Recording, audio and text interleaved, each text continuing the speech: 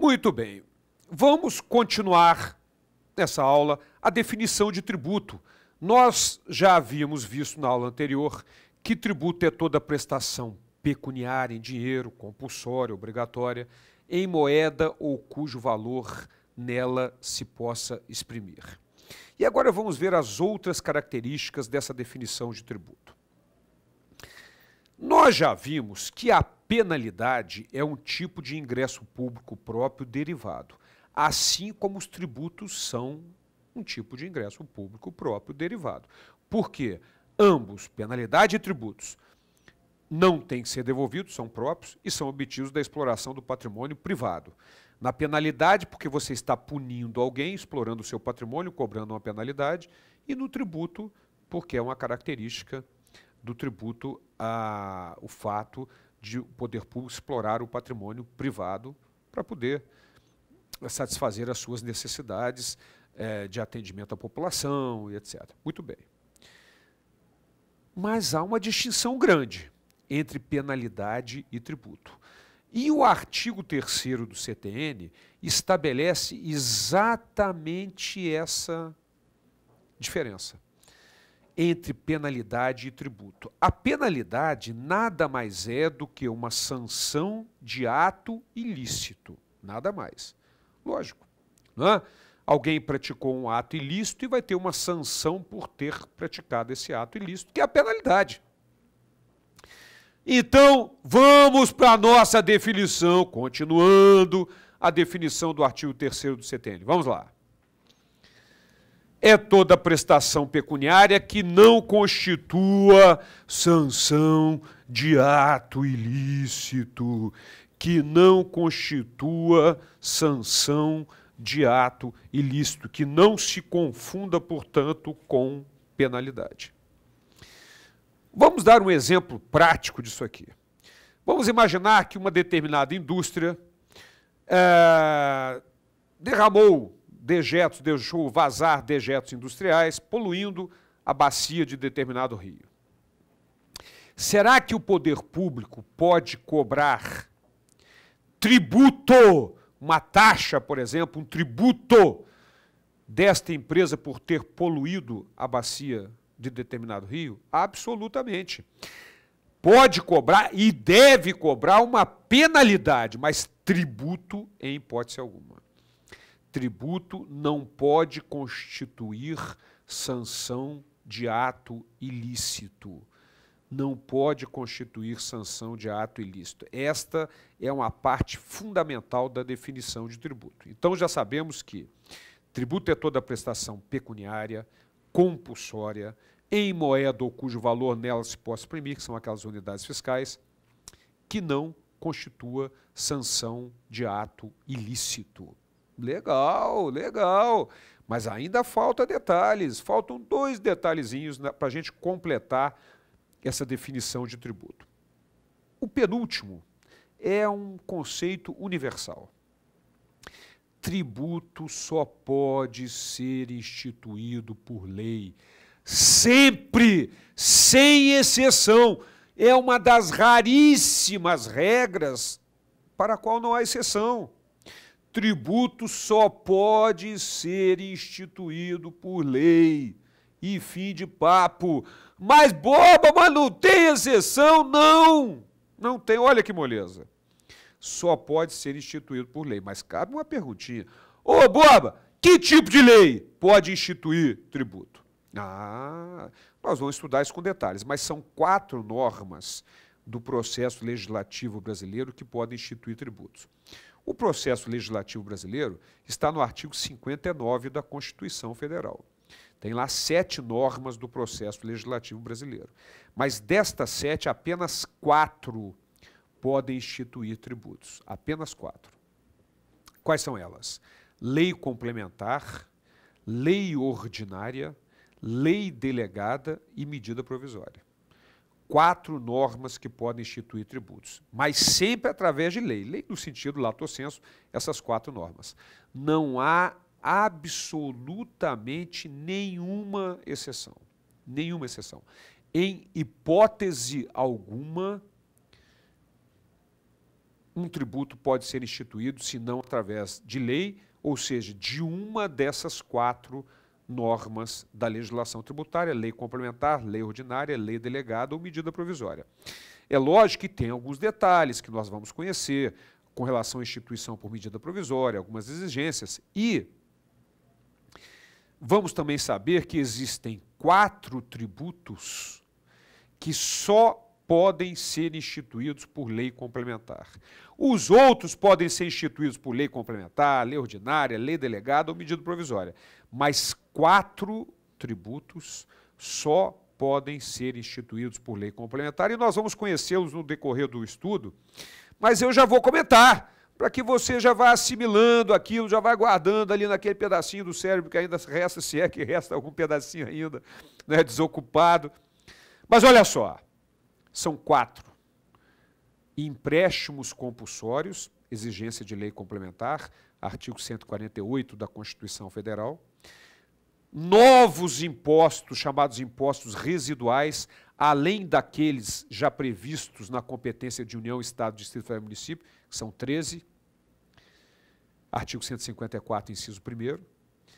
Novas contribuições para a Seguridade Social, previstas, novas, além daquelas previstas no artigo 195, inciso 1º a 4º da Constituição, e o IGF, Imposto sobre Grandes Fortunas.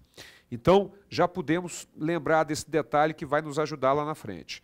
Quais os 4 que só podem ser instituídos por lei complementar? Empréstimos compulsórios, artigo 148 da Constituição, novos impostos, chamados impostos residuais, artigo 154, inciso 1º, contribuições para a Seguridade Social residuais, além das que já existem no artigo 195, de acordo com o artigo 195, parágrafo 4º, e o IGF, Imposto sobre Grandes Fortunas, de acordo com o artigo 153, inciso 7º da Constituição. Estes têm que ser instituídos por lei complementar e fim de papo. Agora, e os outros, Borba? Pode ser por lei complementar, lei ordinária, lei delegada e medida provisória. Mas estes 4 por lei complementar. Mas não há absolutamente nenhuma exceção. Em hipótese alguma, um tributo pode ser instituído, se não através de lei. Em hipótese alguma. Existem, depois, para que vocês já possam ir se familiarizando, situações em que esses tributos poderão ter suas alíquotas, alguns tributos, alíquotas alteradas sem necessidade de lei. Essa é uma outra questão, mas instituição de tributo só através de lei, sempre instituído através de lei. Muito bem, então vamos lá para a nossa definição. É toda prestação pecuniária compulsória em moeda ou cujo valor nela se possa exprimir, que não constitua sanção de ato ilícito, instituída por lei, sempre, sem exceção. Não há absolutamente nenhuma exceção. Muito bem, mas está faltando uma última parte da nossa definição de tributo. Vocês sabem que existem, dentre várias outras classificações para o ato administrativo, o ato discricionário que se opõe ao ato vinculado.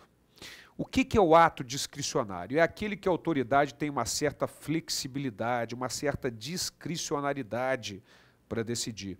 Ao contrário, no ato vinculado, não. A autoridade tem que fazer exatamente aquilo e fim de papo. Não tem que utilizar mérito dela, analisar, não. É o ato plenamente vinculado. Por exemplo, o que é atentado ao pudor? Isso é uma coisa extremamente relativa.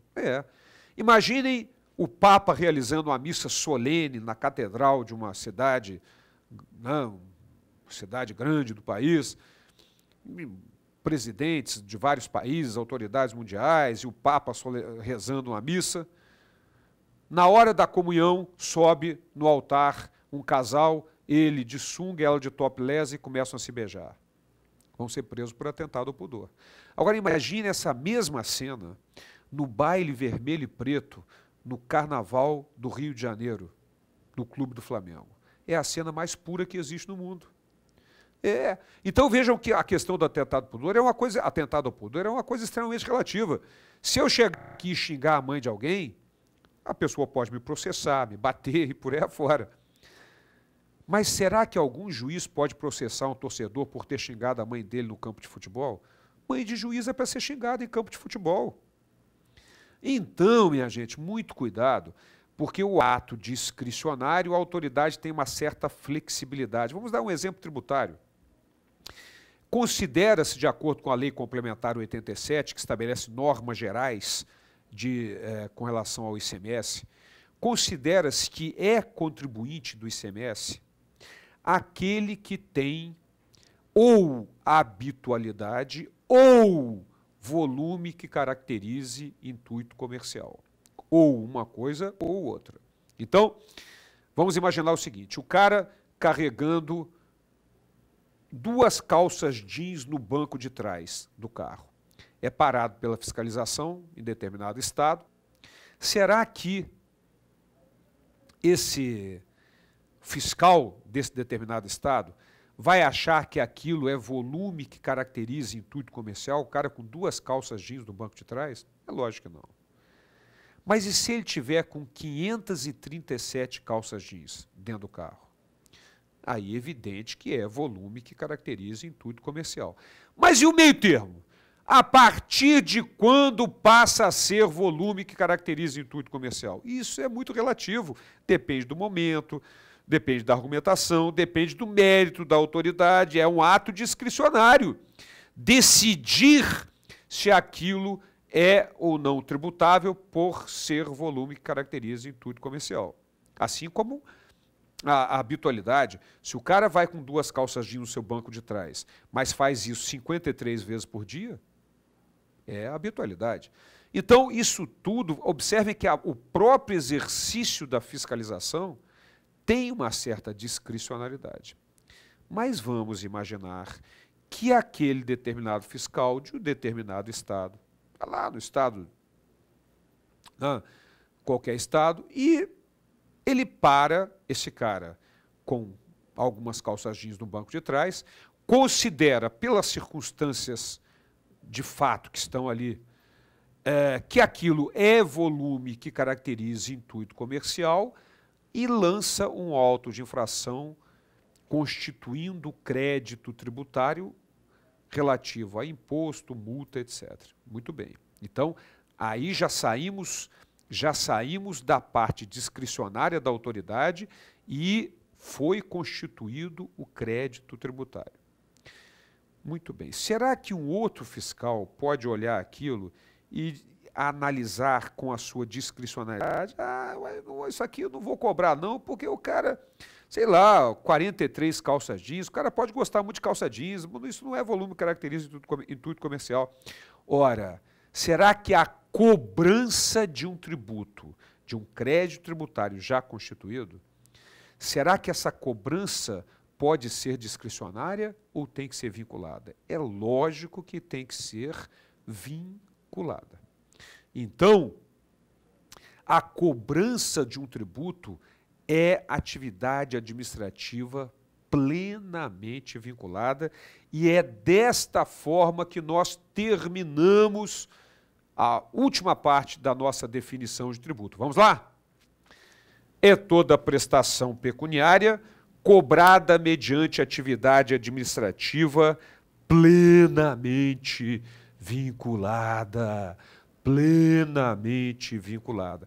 Esta é a nossa definição de tributo do artigo 3º do Código Tributário Nacional.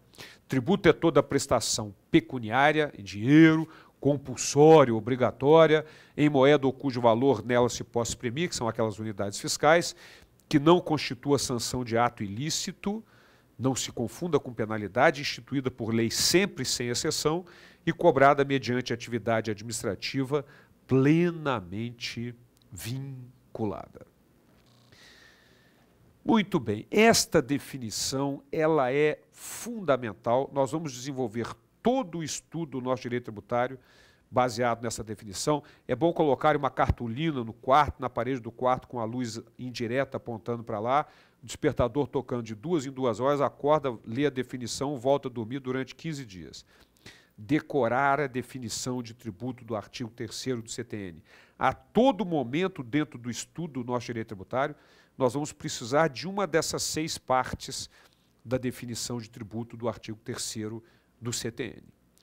Muito bem, então já sabemos a definição de tributo e nas próximas aulas vamos estudar cada uma das 5 espécies tributárias. Até lá!